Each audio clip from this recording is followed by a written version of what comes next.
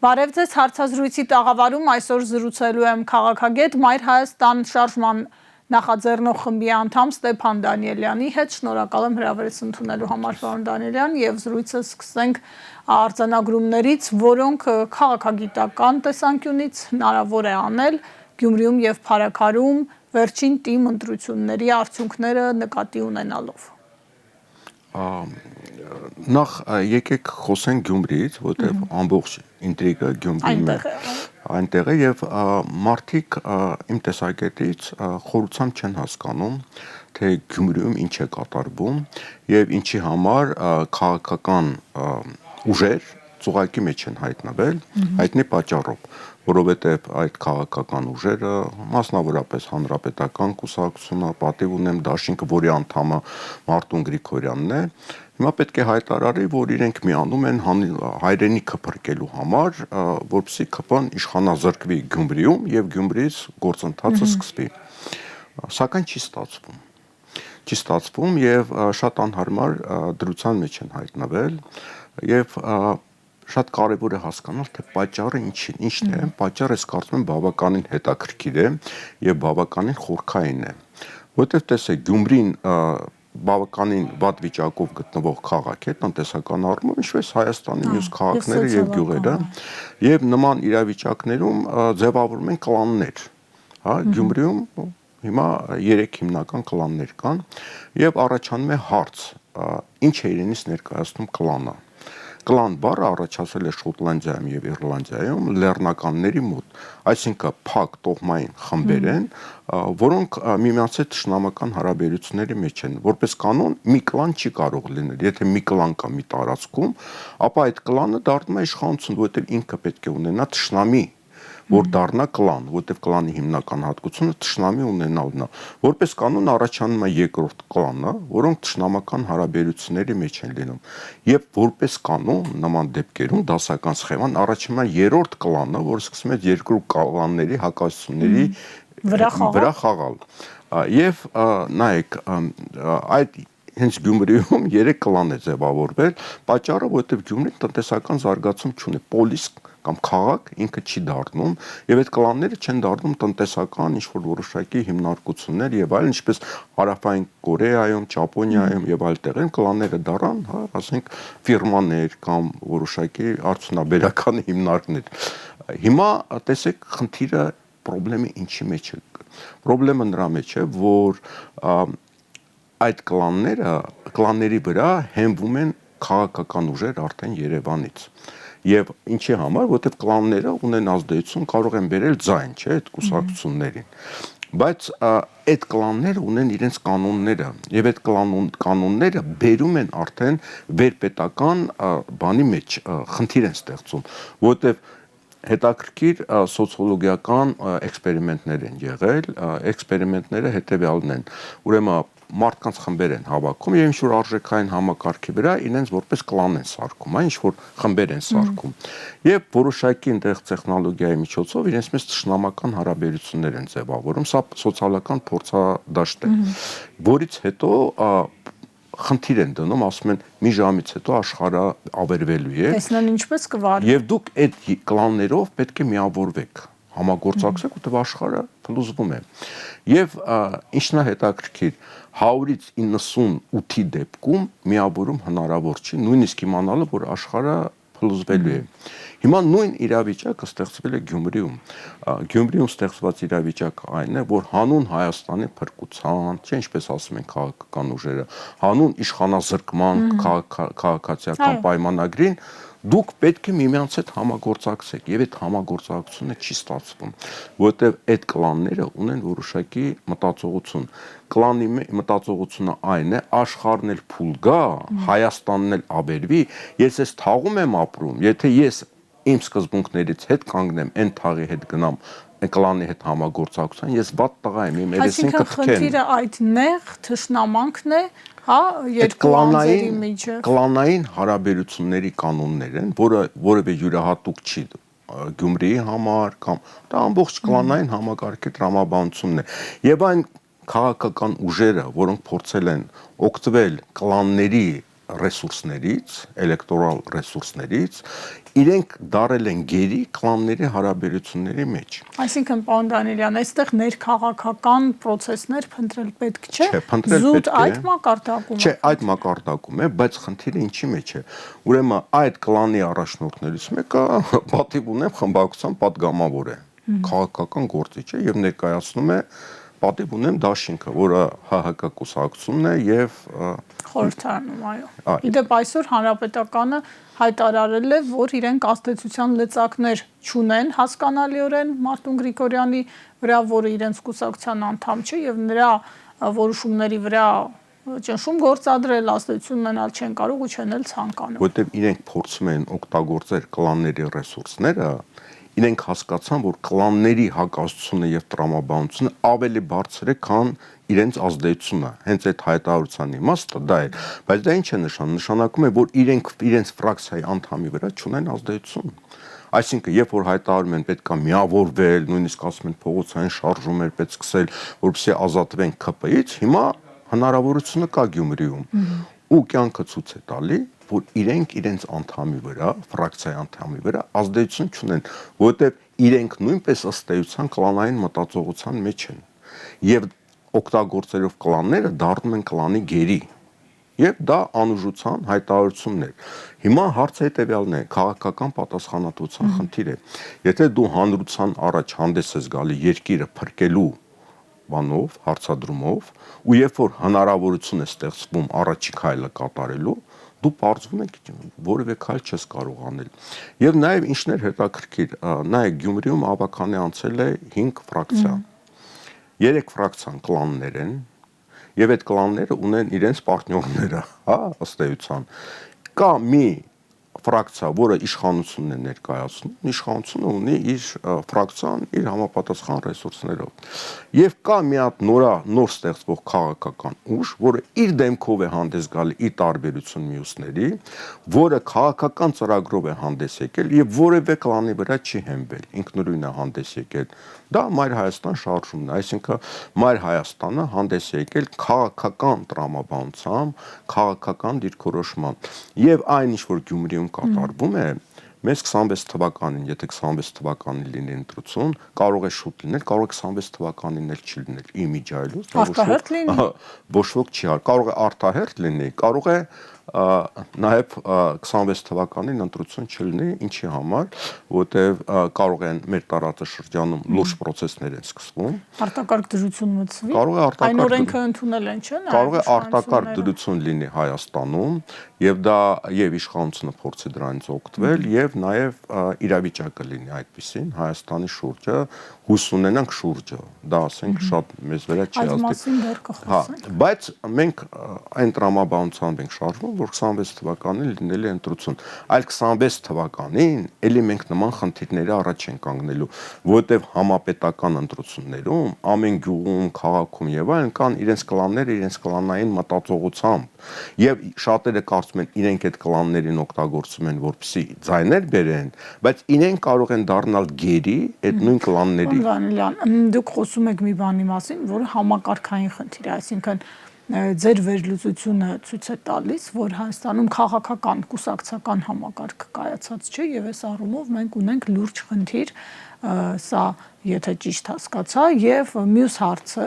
ինչ հանգուցալուծում այդուհանդերձ կարող է լինել այս իրավիճակում կապված Գյումրիում ոչ իշխանական քաղաքապետ ունենալու հեռանկարի հետ։ Հանգուցալուծումը հետևյալն է,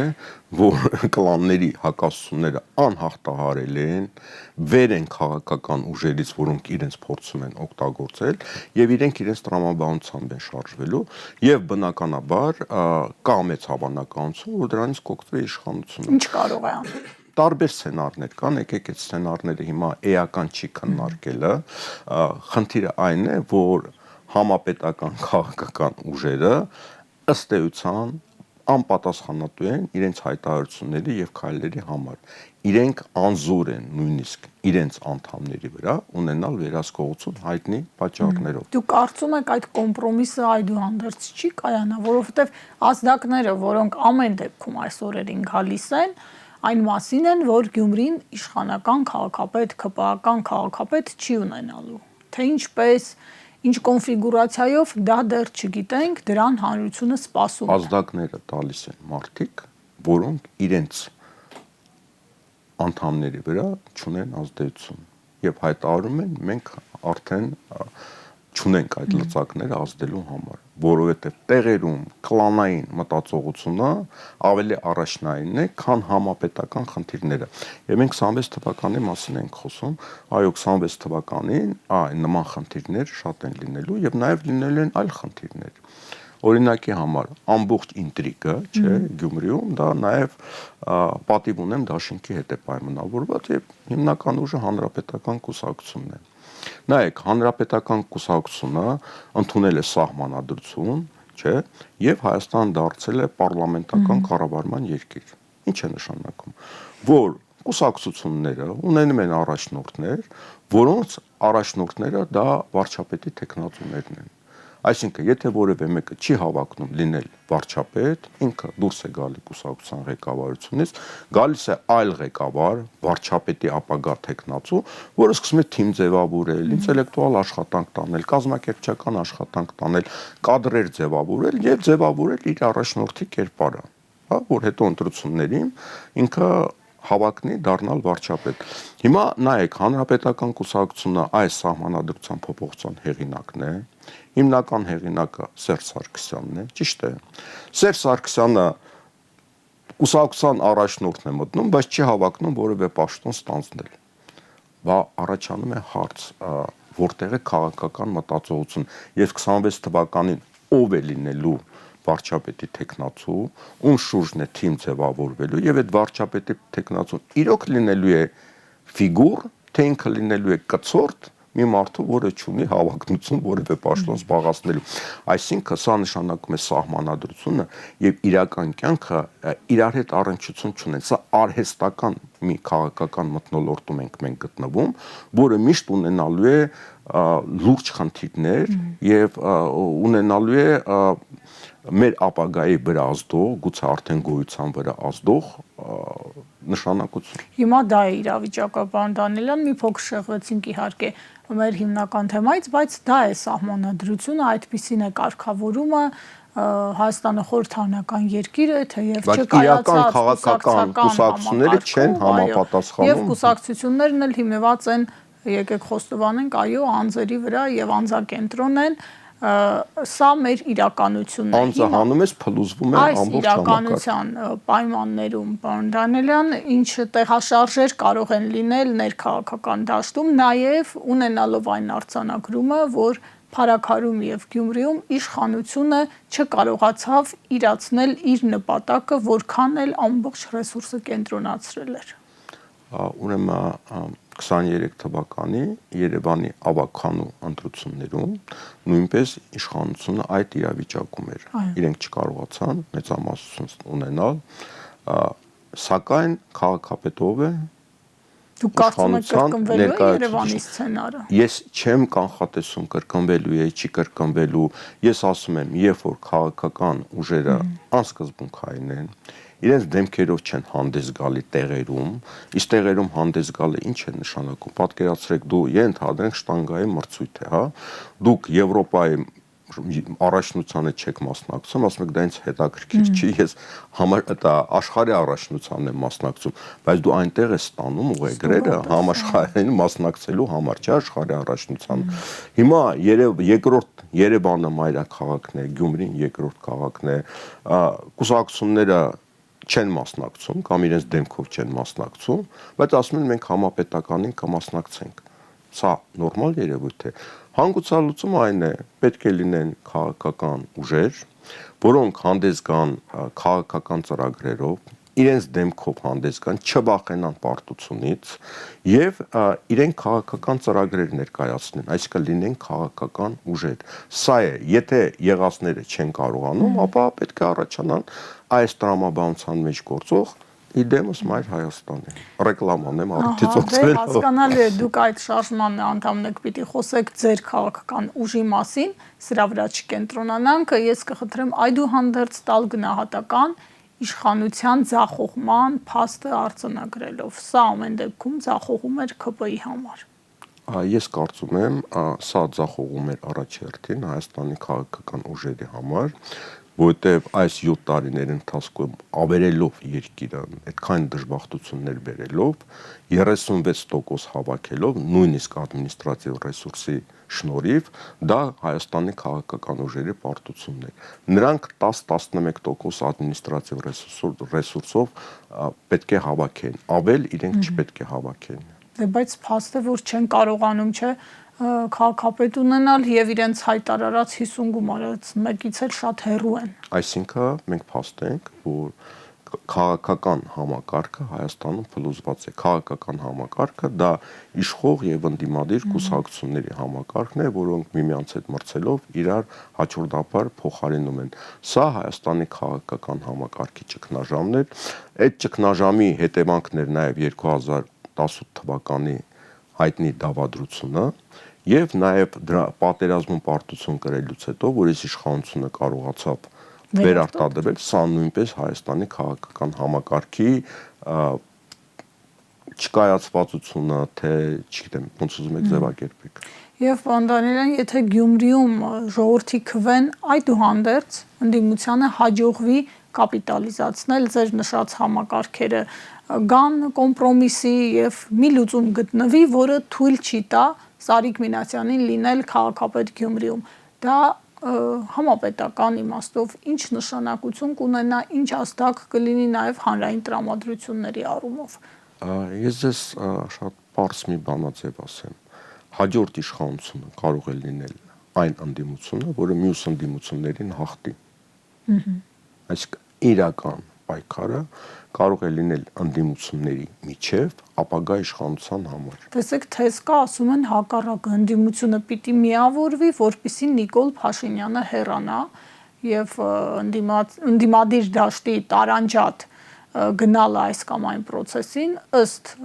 այդ թեզը շրջանառողների հակառակը ուժեղացնում է Նիկոլ Փաշինյանին։ Հիմա Գյումրին որ, այսպես ասած, թեզի ճշմարտացիությունը եկավ ապացուցելու։ Գյումրին ապացուցեց իմ տեսակետից այն թեզը, որ յուրաքանչյուրը առանձին հանդես եկավ իր ձայները ստացավ եւ նրանց գումարային ձայնը ավելի շատ է, քան իշխանության ձայնը, բայց դա քիչ է ապագա իշխանություն ձևավորելու համար, այսինքն ընդդիմության մեջ պետք է լինի հստակ առաջատար ուժ, որը հավակնում է իշխանության։ Այսինքն ներընդդիմադիր այս տեղաշարժերը դրանք կարող են գնահատել որպես օբյեկտիվ process ներքաղաքական, այսինքն դա ժամանակի նաեւ պահանջն է, որը ամբողջ աշխարհում բոլոր երկրներում տեղի է ունենում եւ քաղաքական պայքարը, քաղաքական մրցակցությունը դա է։ Դու հանրությանը պետք է հստակ ապագայի նախագիծ ցույց տաս, մենք ինչ ենք ուզում անել, որն է մեր կադրային բազան եւ մարդիկ պետք է քվեարկեն ոչ թե իշխանության դեմ, այլ հանուն այն առաջարկի, հանուն ապագայի նախագծի։ Երբ որ ապագայի նախագիծ չի լինում, լղոզված է ամբողջ մտածողությունը, ապա միանում են իշխանության դեմ, բայց դրա հետևանքները լինում է այն, ինչ որ եղավ 18 թվականին, որովհետեւ 18 թվականին բոլորը միավորվել են իշխանության դեմ։ Ոչ ոք Նիկոլ Փաշինյանին այդ փուլում վարչապետ չէր տեսնում։ Լավ էր արդյունքը։ Իհարկե, հիմա սա կարող է նույնը կրկնվի։ Պարոն Դանիելյան, այսինքն այն հավաքական ընդդիմության միավորման այդ սպասելիքը, այդ թեզը, այդ ակնկալիքը ստացվում է թե իրատեսական չէ, որովհետև միշտ խոսվում է այն մասին, որ ընդդիմությունը պետք է միավորվի, որպեսզի Հայաստանում տեղի ունենա իշխանափոխություն։ Դա մերժիր Սերժի շարունակությունն է, մերժիր Նիկոլին տեսքով։ Դա ապագայի հեռանկար չի բացում։ Ապագայի հեռանկարը պետք է լինի շատ հստակ, տարբեր ուժեր պետք է շատ հստակ նախագիծ ներկայացնեն, մենք ինչ երկիր ենք ուզում, ինչ արժեքային համակարգ ենք ներդնում, աշխարհում ինչ է կատարվում, մենք ինչ վտանգներ եւ ինչ լուծումներ ունենք, եւ տող տարբեր քաղաքական ուժերը դա ներկայացնեն հանրության եւ հանրությունը կոնկրետ ապագայի նախագիծ ընտրի, այլ ոչ թե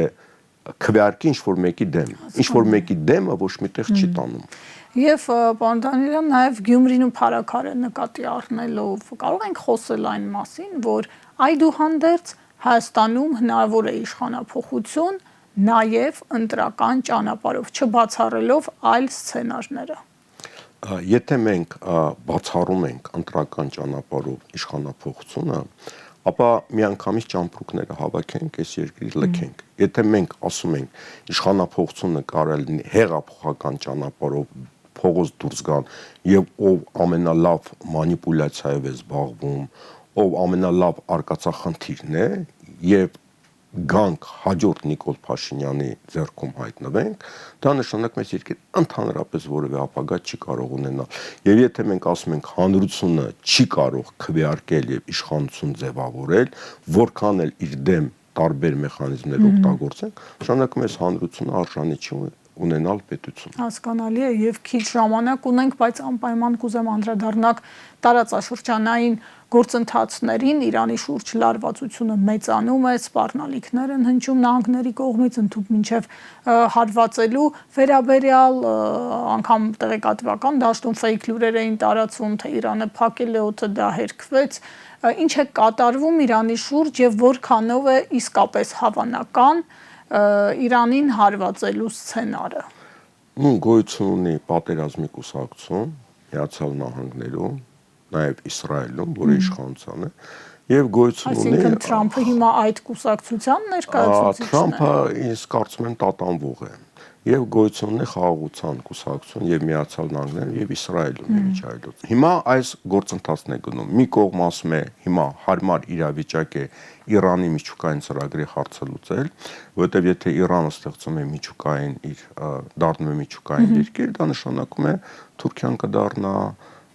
Եգիպտոսը կդառնա, Գերմանիան կդառնա, Ճապոնիան կդառնա եւ այլն, հա, այսինքն արգելքը հանվում է։ Եվ ամբողջ աշխարհը դառնում է հենց միջուկային երկրներ են, որը շատ վտանգավոր է։ Կամ Իրանի հետ գնում են որոշակի համաձայնության, բայց Իրանն ասում է մեզ միշտ խաբել եք դուք։ Դուք մեզ միշտ խաբել եք եւ մենք այն պայմանագիրը, որ եղել է Օբամայի ժամանակ, դրան համաձայն ենք, դուք դրանից հետո վախեցնելու պայմաններով մենք համաձայն չենք, որովհետև դուք անդադ նոր պայմաններ եք դնում, ինչպես Ադրբեջանը Հայաստանի առաջ։ Երկու օր առաջ էլի հնչեց նոր նախապայմաններ։ Հիմա այս պատերազմի եւ խաղաղության արանքում ենք, եթե այնուամենայնիվ տեղի ունենա վատագույնը, ինձ թվում է դա հիմա չի լինի, կարող է մայիսին, հունիսին, հուլիսին լինի, որտեվ եթե ինչ-որ նման հարված է լինում, ապա լինում են ցուցիչներ, սկսած բորսաներում, մերձավոր արևելքի երկրներում, նավթի գները, բան, այսինքն այդ հարվածից առաջ արդեն իմանում են, հա, եւ այդտեղ նման տատանումներ են լինում։ Սա ուղղակի նյարդերի վրա խաղալու process-ն է եւ հույս ունեմ, որ ինչ որ համաձայնություն այնուամենայնիվ կլինի։ Եվ Աստված մի արած այդ վատագույն սցենարի դեպքում ուղղակի պատկերացնում ենք, չէ՞, թե տարածաշրջանը ինչ երացող կաթսայի մեջ է մտնելու, ինչպես է ոտնատակ լինելու, այդ թվում Հայաստանը այս դեպքում մեզ ինչ սցենարներ են սպասվում, հաշվի առնելով Բաքվի ու Անկարայի ճնշումները, արդյոք դրանից օգտվելու են այդ երկրները եւ օրինակ ուժով բացելու են այսպես կոչված միջանցքը կամ ստանալու են միգուցե էլ ավելին, որին հավակնում են։ Կարող է օգտվեն դրանից այս սցենարը լինի, կարող է սցենար լինի, որտեղ հենց Ադրբեջանը հարվածների տակ հայտնվի, կարող է շիա-սունի հակասություններ սկսվի նույն Ադրբեջանում, Իրանում այդ բանեն, կարող է եթե այդ process-ները Իրանում լինի, Թուրքիայում քրդական շարժումները սկսեն ակտիվանալ, որովհետև եթե Իրանը մասերի բաժանվեց, այն հենց Թուրքիայի սահմանին մի 7 միլիոնանոց քրդական հատված կա, հա, որը արդեն նույնպես Իրանի Թուրքիայի քրդերին կակտիվացնի։ Այսինքն սցենարները չափազանց շատ են եւ չափազանց վտանգավոր են եւ հիմա այդ բոլոր սցենարները քննարկել հնարավոր չի։ Եվ պարոն Դանիելյան, վերջում նոր ռիսկերը, վտանգները նաև միգուցե նոր հնարավորություններ են ստեղծում պետությունների համար, եթե նրանք հետապնդում են ազգային շահերը եւ ունեն գործունակ դիվանագիտություն։ Այս առումով Հայաստանի համար չդիտարկենք այս իշխանությանը, ինչ որ դուր բացվում է։ Ինչ առումով։ մանևրելու, դիվանագիտական Մենք ունենք շատ կոնկրետ իշխանություն հիմա։ Չէ, ես նկատի ունեմ, եթե չլինի այս իշխանությունը, որովհետև սրանց հետ ամեն ինչ պարզ է։ Եթե երբ որ չլինի այդ ժամանակ դեռ Հայաստան լինի, հասնի դեռևս մնա, կտեսնենք ովքեր են եւ ինչ են առաջարկում։ Շնորհակալ եմ զրույցի համար։ Հարցազրույցին սպասեք վաղը։